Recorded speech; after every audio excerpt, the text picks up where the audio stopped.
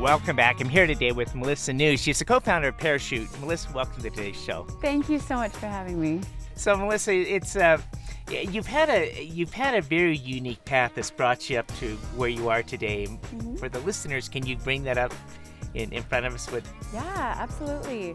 Well, I grew up the only girl of 5 brothers, and so I have a very unique sense of reality because I feel that I've always been able to do anything that my brothers can, whether that's be a quarterback in the NFL or play sports or be a lawyer, be a doctor.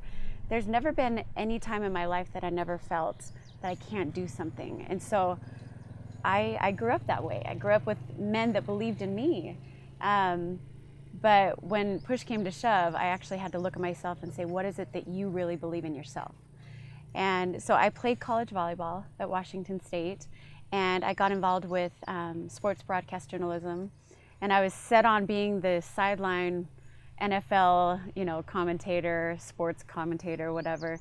And I got involved in TV, and I got involved. I was the locker room girl, So they would send me out and say, Melissa, go and get some sound from Ichiro. We need some Rodriguez, and we need some Boone. And I'd say, oh my gosh, I have no idea who these people are. So I'd have to look them up real fast and make sure I got the right athlete in the locker room as they're half dressed.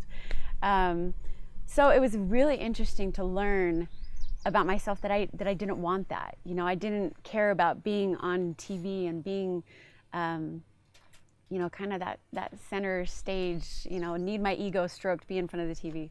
I realized that I was happiest when I was with people and when I was serving people. So I actually ended up doing sports marketing for the Seattle Seahawks for a few seasons. So that's kind of my road from college to kind of where my career started. But it was really interesting. I'm a faith-based girl, and I was constantly surrounded by people that money was everything to them, whether they were athletes, I did a lot of modeling growing up. And so your face and your body and what you owned and what you wore was so important to them. And I became so involved with that. And it was tiring. It was tiring to constantly think about how you looked in front of the camera, or how you looked walking down the catwalk, or what you were driving, or the Gucci shoes that you were wearing. So much so that I became hardened, and I became someone that I wouldn't let into my life, because I was this tough career girl. I was so strong. There's no one that could stop me in my career. I became really hardened. Is how calloused is kind of how I called it. And so it wasn't until I met my husband that I realized that vulnerability and the vulnerability and honesty with yourself and with your spouse and your significant other is where happiness is. And so that's kind of the drawn out version. Do you have any specific questions? In a transition there, Yeah. when you were sportscast journalism with the Seattle Seahawks, eventually you moved on from that. Yeah. And how, what was the timing? You met your soon-to-be husband. Was it after you got married, or what? Yeah, you know what? So being surrounded by all the athletes. So I worked with the Seahawks for about 5 seasons, and it was awesome. It was so great. I mean, the things that we were able to do and take little kids, it was their dream to meet the NFL quarterback and go down on the field at halftime. And, so it was a really great job, and there was a lot of fulfillment there. But the people that I worked with, that's not where the fulfillment was, They were all involved with the NFL because it was the NFL, and so I wanted something more, and that something more to me at that particular time was family. And so where you're seeing me now as an entrepreneur and working directly with my spouse, who is also my partner, my business partner, there was a good 10-year stint there where I did nothing but be a mom. I was a mom, and I was that's where my happiness is, and it will always be. But now that they go to school, now it's looking at where my talents are now And I really had to dig deep to say, what is my purpose now? What can my husband and I do, not just monetarily, but to give back and have a deeper purpose, really. So that's kind of the transition. So there's a good 10-year stint there where I was a family girl, and that's where my happiness was, for sure. I'm visiting here today with Melissa Niu. She is the co-founder of Parachut, and we'll be right back after these messages.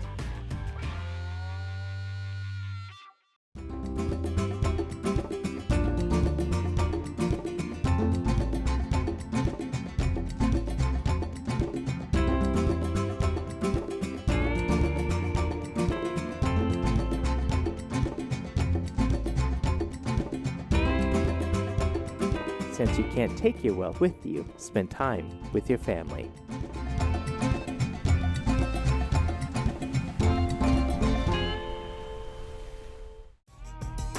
Welcome back. I'm visiting here with Melissa Niu. She's co-founder of Parachut. And Melissa, in the first segment, we're talking about how your early career was really sports journalism or broadcasting, and you worked then for a time with the Seattle Seahawks, and then took a time out to be a mom.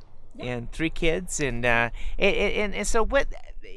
How did it evolve to where you had the re-entry back into the workforce and the entrepreneur? The idea, the concept of Parachut. Yeah, no, that's a good question. Obviously, being a mom, we always have our cameras out. We're constantly taking pictures of our perfect children and wanting all these photos all around the house. I absolutely fell in love with photography, and at this point in time, my husband was, running a bunch of marketing departments and traveling the world, and I was just a mom. There were times, I'll be very truthful with you, it was really difficult going from total career, like totally career driven, to now you're just going to be a mom. Like that, honestly, I thought that I would, I could just wash my hands of a career and just walk away. But I found that I missed the fact that I had people saying, wow, good job today. You did a great job at the Seahawks game, or you did a good job on TV today. Where a kid doesn't look at you and say, Mom, you did a good job. Kids don't do that. It is the most thankless, wonderful job in the world, but it's hard. And to this day, it is the toughest job I've ever had, because you love them so much and you want them to be successful. But at this point of time, my husband comes to me and he says, I don't feel like I'm reaching my full potential. And in this current job, I don't think that I'm giving everything that I have. And I looked at him, I said, what is it that you want to give? And he looked at me and he said, why, you have your skill set, I have mine, why are we not working together? And not a lot of husband and wife teams can do that. And that's when we decided, with my background in photography, I got to the point where I was doing some consulting for Nikon and doing different things for them, and I saw where the industry was going, to where not a lot of people can afford $10,000 worth of gear anymore. Not everyone's the moms aren't going to Costco and buying that $3,000 camera anymore. So a lot of these manufacturers are kind of throwing their hands up saying, what do we do? And so that's when my husband, as he's running his marketing departments in a corporate job, and I'm at home, wanting more gear and wanting better lenses and drones and all these cool techie toys that are coming out. And we looked at each other, and as we look at Airbnb and Rent the Runway and all of these, everyone's so used to these access over ownership models that are coming out, we said, why is no one doing this for camera gear or other things like that? So we got together and we sat at our kitchen table, and with our marketing backgrounds, we're like, okay, we're just going to put up a website. We're going to put together, kind of a janky video, and we're going to put it out to the universe and just see what happens. And what I'm not telling you is the step that it took for my husband to go from corporate job to being an entrepreneur. And that's something he can tell you, but we really had to look at each other and look at each other in the eye and say, is this really something we believe in? Do you believe in this? And I looked at him and I said, I will be so happy dirt broke as long as we are working together and we're happy. End of story. Like, that's it. Why would we work at a job when you're unhappy, where we're doing something together and we're happy and we're creating? We create families together, we create business together. So that's when we put up the website, we launched it, And within a couple hours, we had 500 people sign up for the club. We had Wired and TechCrunch and GQ magazine and all of these crazy PR press things saying we want to do interviews and podcasts and come to all your warehouses. And I grabbed Philip and I'm like, what have we done? And I'm in my pajamas at the kitchen table and I'm thinking, okay, we struck a nerve. Now what? And that's when we realized that it's time to take the jump. And the company is called Parachute because my husband decided to take the jump, and Parachute was its soft landing, so to speak. So Parachute is not only a club about access over ownership, it's something that really is something close to the heart that has saved my husband. He is happier because he took a chance and he had faith in himself, and he and I look at each other every day and we have to stay grounded, and we're running a company together, and it is hard and it is fun and it's exciting, but it's challenging, and we thrive off that. Whereas when you're at a job that you don't love, there's no faith there. You don't push yourself. And when you're an entrepreneur, or when you want to do something that you've never done before and you're scared, oh my gosh, do it. Pull the cord, take the jump. That's what we tell our girls. Like, if you're scared right now to give your speech in your 5th grade class, take the jump. It's okay. Once you take that jump, you'll find that you're pushing yourself. And so anytime someone comes to us as students or someone that wants to launch a business, we look at them and we say, oh my gosh, do it. And we are behind you. So Melissa, I need to take a quick break. Awesome. And I'm visiting here today with Melissa Niu. She is the co-founder of Parachute. We'll be right back after these messages. I love fishing, with my family. I think it would be easier to use a net. It was so much fun. The times when we are together, it makes it all the more worth it. Having Dad teach them how to cast a fly rod, and as long as we're doing stuff together, we're having fun. Some people see a father and a son fishing together, while others see a succession plan. Welcome back. I'm visiting here today with Melissa Niu. She's the co-founder of Parachute. And Melissa, in the previous segment, as we're going through this, talked about being able to develop the courage and the faith to step into the unknown. Your husband had a job in the corporate world. You were a stay-at-home mom, 3 kids, and now you get together and you say, okay, we're going to do this. What was it like?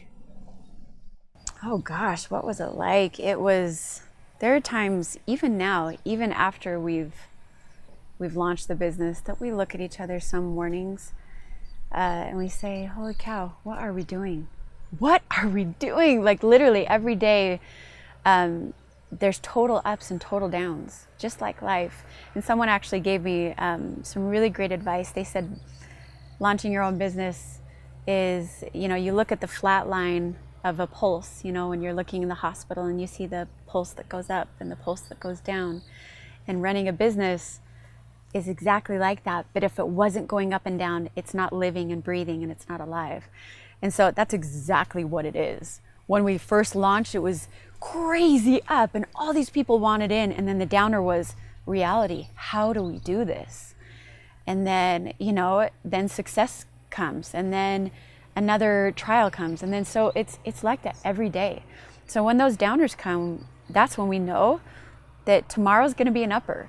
And so if you can stay emotionally on that flat line, then we're doing okay, and not read into the emotion of the ups and downs of business. But when we first decided to take that jump, it was scary. It was so scary. But now that we did it, it's so easy to look back and be like, oh, I'm so glad we did. There's no regret there at all. Because we had faith in each other, and we had, most importantly, faith in our abilities to do something great and have a greater purpose for ourselves and to help others as well. So when you're looking at Parachute, mm-hmm. How big do you see this company getting? You know what, it's very easy to say it's gonna just be huge. You can get on an Excel spreadsheet and be like, calculations and this and growth and projections. Whereas we really just have to look at each other every day and take one step at a time. Because if we buy into the vision that we have, and that vision is great, Alan, that vision is, it's a whole different way of consuming, really. Because what Parachute is a new way of access over ownership. You know, you pay $149 a month or whatever your budget is, and you get endless access to endless swaps of camera gear. Oh my goodness. And so you don't have to buy if you don't want to. And so to us, there's a crowd out there that just wants to try so many things. And there's production companies and there's artists and companies and large companies that are a part of our club, that this really matters to them. And for us, rather than saying how big we want it, we ask each other, how much do we want to matter to these people? And how many people do we want to matter to? Meaning we as a company. So we don't have visions of taking over the world. We have visions of helping a new way of consumption, a new way of consumerism, and just giving people more options that don't have the budget to go in. And we start with camera gear. You know, who knows, tomorrow, wink, wink, it could be anything from cars to bikes to things like that. But right now we're focused solely on creative gear. And the company is managed primarily through the website, customers coming and signing up and... Yep. So right now there's a wait list. We can't keep up with the people that want in the club, which is a good problem to have, we think. But we want them to come in faster, and we want to help them. These are creatives that want to create. They are companies that need better content.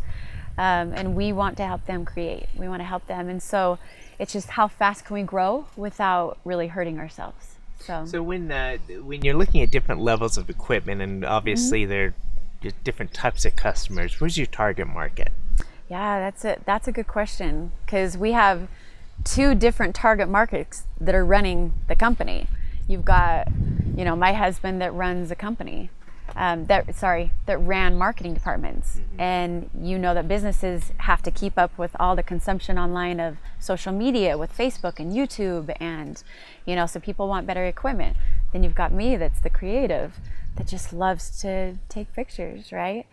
And what we're finding is that we targeted creatives, but we're getting a lot more small businesses that are coming in.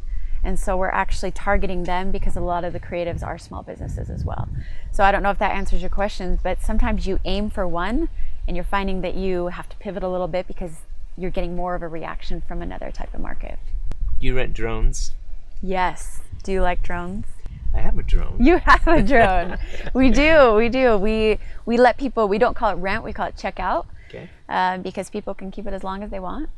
But yeah, definitely drones. That's a hot one. So you have the then you do motion picture equipment too, and sure. Right now it's a lot of it is camera and amateur videography driven, because a lot of these companies, they don't need motion picture type equipment. They just need good quality. I mean, the stuff that you guys have right here, this is beautiful quality of equipment that even hobbyists can dabble in as well. So when you launched on what date? A year ago. A year ago. Yeah, this month. Within the first week, you have what, 500? First couple hours, you had so many people interested in the club, but you also had the naysayers that said it'll never work. This company will never work. People will steal their gear. People will ruin it. They'll crash it. They'll take it to Mexico and sell it. They'll cancel their credit cards. They'll blah, blah, blah. And we really couldn't listen to that. We just couldn't, because we knew that we hit a spark of what people needed, and we were willing to go through the tough times of making sure that we were protected, that the other members of the club made sure that they had good gear, that the other members were, taking care of it. But yeah, we've got a really good relationship. We try to have a hands-on approach to each person that comes into the club, so that they feel that they're special, that they can text our Parachute pros anytime and say, hey, I'm on a shoot, what do you suggest? Or my camera is being funky, can you help me out? So yeah, we really try to cater and have that relationship. And besides that, anyone that's let into the club, we make sure that we do some background on them. So. If a person wants to contact Parachute, how would they go about doing that? Yeah, absolutely. So just go to our website, Parachut.co, and it's Parachute, Parachut.co. And you can contact us there. We're on social media. You can find us there. But definitely write us an email if you're interested, but you can definitely join the wait list there.